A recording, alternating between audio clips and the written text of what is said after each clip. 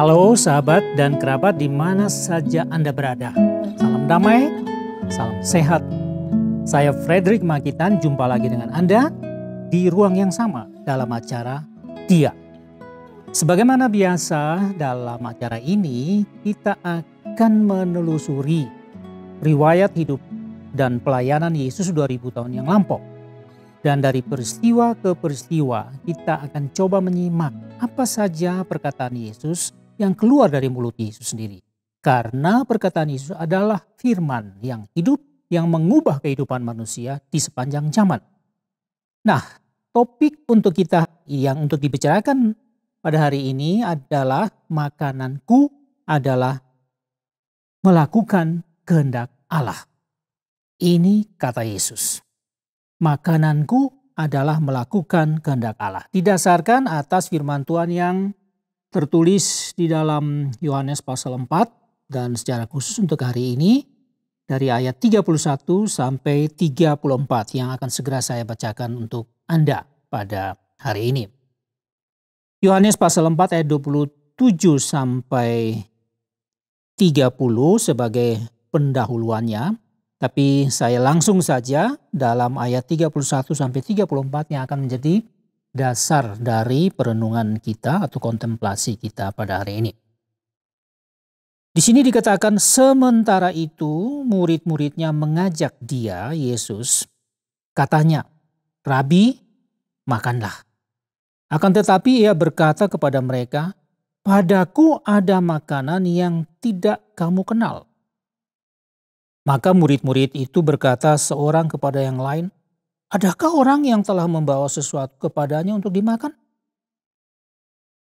Kata Yesus kepada mereka, "Makananku adalah melakukan kehendak Dia yang mengutus aku dan menyelesaikan pekerjaannya." Now get your message. Sahabat dan kerabat, kata ini diucapkan sebenarnya mungkin cukup radikal ya. Karena begini, kita tahu bahwa dari latar belakang peristiwa ini, kan Yesus dan murid-muridnya berhenti sejenak di satu tempat, kebetulan di pinggir sumur Yakub, nenek moyang orang Israel. Ini dari perjalanan dari Yudea ke Galilea.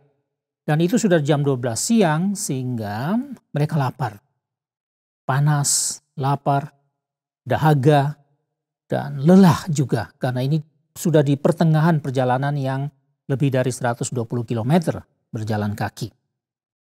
Jadi dalam keadaan semacam itu maka Yesus menyuruh murid-muridnya, "Ayo kalian masuk ke kota untuk membeli makanan untuk kita makan siang pada hari ini." Nah, tetapi pada waktu murid-murid pergi ke kota, datanglah seorang perempuan yang dalam Alkitab disebut sebagai perempuan Samaria ini. Dia datang menimba air di sumur Yakub. Maka terjadilah percakapan yang panjang antara Yesus dengan perempuan Samaria ini. Nah, kita sudah bahas ini dalam beberapa episode yang lalu. Tapi sekarang pada saat murid-murid kembali dari kota membawa makanan, sudah waktunya untuk makan, dan perempuan itu sudah selesai percakapan dengan Yesus dan dia sudah balik ke kotanya, kota Sikar. Nah, saat itu murid-murid mengajak Yesus, "Tuhan, ya ini makanan sudah ada, mari kita makan." Ya, itu kira-kira begitu percakapannya. Tetapi Yesus katakan, "Padaku ada makanan yang tidak kamu kenal." Betapa membingungkan ya. Seandainya saya juga yang ada di situ pasti kok bingung ya. Maka tidak heran kalau murid-murid itu berpikir, apakah ada orang yang datang membawa makanan kasih dia? Kok dia bilang padaku ada makanan yang tidak kamu kenal. Tetapi makanan yang tidak kamu kenal. Ini sudah mulai mendorong murid-muridnya untuk berpikir apa ini. Selanjutnya, setelah Yesus tahu bahwa mereka berpikir heran, kok mungkin ada orang yang datang membawa makanan kepada Yesus. Lalu Yesus langsung saja bilang sama mereka, "Makananku ialah melakukan kehendak Dia yang mengutus aku dan menyelesaikan pekerjaannya." Nah, makanan. Kan sekarang dalam keadaan lapar, capek, haus, sudah waktunya harus makan. Ini makanan secara fisik, makanan jasmani yang sudah ada di depan mata. Tapi Yesus kok seakan-akan menolak tidak makan dan menggantikannya dengan pernyataan semacam ini. Makananku ialah melakukan kehendak Dia yang mengutus aku. Ini kan mengherankan, pekerjaan apa? Makanan yang begitu penting untuk kelangsungan hidup, untuk kebutuhan jasmani mereka pada saat itu, malah Yesus seakan-akan tidak mempedulikan dan mengatakan bahwa makanannya adalah melakukan kehendak Dia. Apa itu? Jadi ini yang saya sebutkan sebagai satu pemikiran yang cukup radikal. Jadi makanan yang benar-benar dibutuhkan, tapi seakan-akan Yesus menolak, tidak dibutuhkan itu. Yang dibutuhkan adalah makanan yang Yesus maksudkan sendiri, yaitu melakukan kehendak Allah Bapa yang telah mengutus.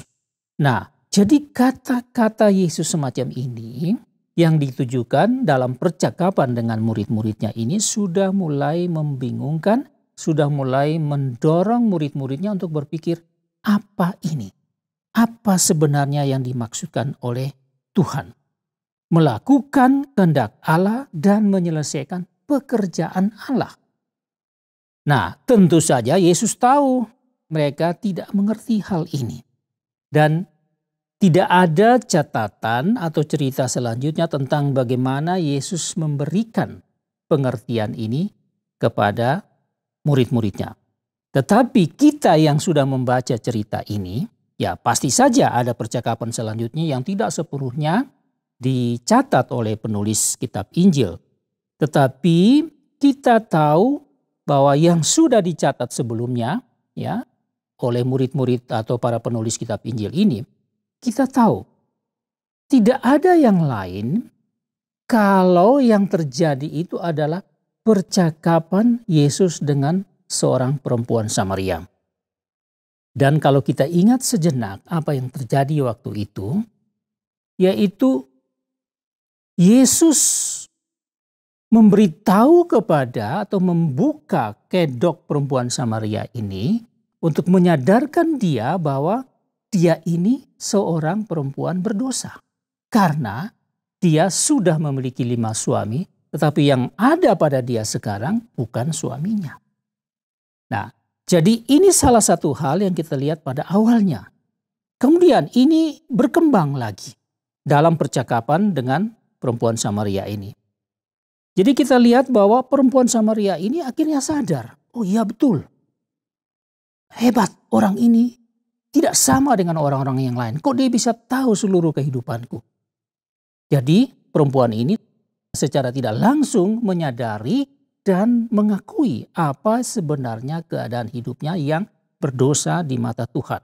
Tapi juga pada saat yang sama dalam percakapan itu kita tahu bahwa Yesus memperkenalkan diri sebagai sumber air hidup. Wanita ini membutuhkan air dari sumur Yakub, tapi Yesus katakan, siapa yang datang kepada aku akan kuberikan kepadanya sumber air dari sumber yang tidak pernah kering, yang akan terus mengalir sampai pada hidup yang kekal. Jadi Yesus memperkenalkan diri kepada wanita ini bahwa dialah sumber air hidup yang tidak sama dengan air yang ada dari sumur Yakub, nenek moyang yang mereka sangat banggakan itu.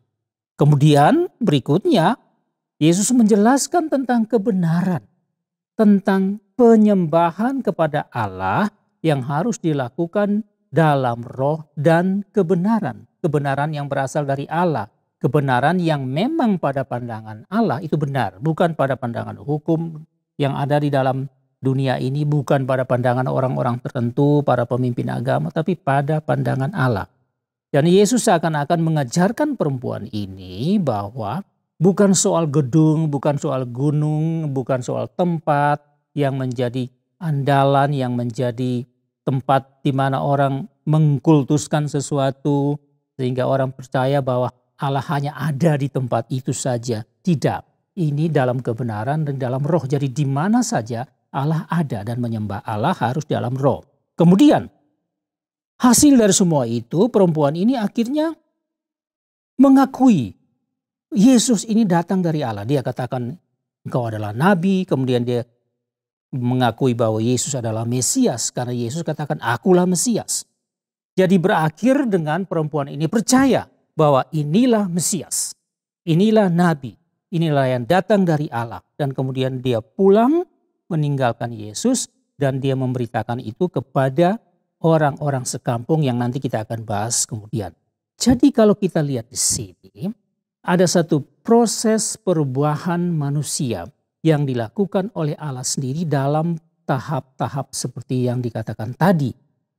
Jadi inilah pekerjaan Allah. Nah, cukup radikal bukan? Pilih mana? Dalam keadaan lapar, makan sekarang supaya tidak mati dan masih ada kekuatan untuk meneruskan perjalanan ke Galilea, atau bekerja dalam hal menyelamatkan seseorang yang kemudian akan menyelamatkan lebih banyak orang lagi. Jadi Yesus membandingkan makanan yang begitu merupakan kebutuhan jasmani dengan makanan rohani. Dan makanan rohani ini bukan soal senang-senang di hadapan Tuhan, menyembah Tuhan dengan penuh hikmat dan segala yang menggembirakan pergaulan di dalam kehidupan sesama orang beriman, di dalam gedung yang bagus dan seterusnya. Tetapi makanan ini adalah melakukan kehendak Allah, pekerjaan Tuhan yang tadi kita pahami dalam percakapan Yesus dengan perempuan Samaria itu tadi. Pekerjaan ini membuat orang tahan lapar. Jadi kelaparan secara jasmani dibiarkan. Tetapi ini harus didahulukan karena ada jiwa yang mau diselamatkan. Nah, itu dia perbandingannya. Jadi pada waktu kita diberi pilihan makanan untuk tubuh atau kesenangan tubuh, kebahagiaan jasmani, atau pekerjaan di mana ada orang mau diselamatkan agar dia selamat dari kekuasaan dosa, dari penguasaan dosa, kehampaan dosa, atau kita memilih yang tadi, kepuasan-kepuasan jasmani. Jadi Yesus mengajarkan murid-murid dengan kata-kata yang singkat semacam ini, tapi mempunyai makna yang begitu dalam. Ini pilihan yang selalu ada di dalam diri murid-murid Yesus nantinya dan juga pilihan bagi orang-orang yang akan percaya kepada Yesus. Makananku adalah melakukan kehendak Allah dan menyelesaikan pekerjaan Dia. Nah, peristiwa ini memang belum selesai. Pada waktu yang akan datang kita akan berbicara bagaimana akibat dari percakapan Yesus dengan perempuan Samaria ini. Jadi, kesimpulannya adalah bahwa perubahan kehidupan rohani, perubahan pikiran, perubahan sikap, dan perubahan dalam perbuatan, di mana seseorang yang tadinya tidak mengenal Yesus Kristus menjadi orang yang mengenal Yesus Kristus. Inilah pekerjaan yang paling penting di muka bumi ini. Itulah yang ditekankan Yesus. Jadi kalau ada pilihan yang kita berhadapan dengan berbagai pilihan, kesenangan jasmani, kepuasan jasmani, kepentingan-kepentingan jasmani, seberapa pentingnya semua itu dianggap sebagai yang perlu dan yang penting. Tetapi begitu ada atau begitu kita diperhadapkan dengan orang-orang yang tinggal di dalam dosa, sama seperti perempuan Samaria ini, maka makanan kita yang paling penting yang dikehendaki Allah menurut Yesus adalah dahulukan pekerjaan ini. Membimbing orang agar orang ini sadar akan keberdosaannya. Membimbing orang agar orang sadar dan mengenal akan siapa Yesus yang adalah sumber air hidup kepada kekekalan itu. Membimbing orang untuk mengenal siapa Yesus yang adalah Mesias, utusan Allah yang datang ke dunia ini untuk satu pekerjaan besar, yaitu menyelamatkan manusia dan dunia. Dan membimbing orang untuk mengakui Dia, bahkan sampai percaya dan menerima Dia sebagai Tuhan dan Juru Selamat. Jadi memang percakapan yang singkat ini memang lebih pada orang-orang yang telah percaya kepada Yesus Kristus sebagai Tuhan dan Juru Selamat. Jadi begitu seseorang menjadi orang percaya yang disebut believers, orang yang percaya kepada Yesus, saat yang sama dia memiliki tanggung jawab ini untuk melakukan hal pembimbingan orang untuk mengenal dan menerima Yesus Kristus sebagai Tuhan dan Juru Selamat. Karena hanya di dalam Yesus ada keselamatan. Itulah makanan yang dikehendaki Allah. yaitu menyelesaikan setiap pekerjaan keselamatan manusia. Begitu kita dihadapkan dengan kondisi atau situasi semacam ini. Inilah pesan untuk kita.